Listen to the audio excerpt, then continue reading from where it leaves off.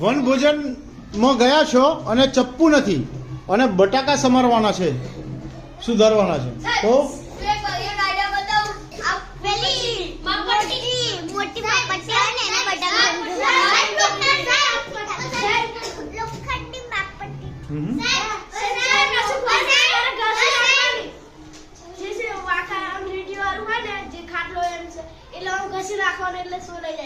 હા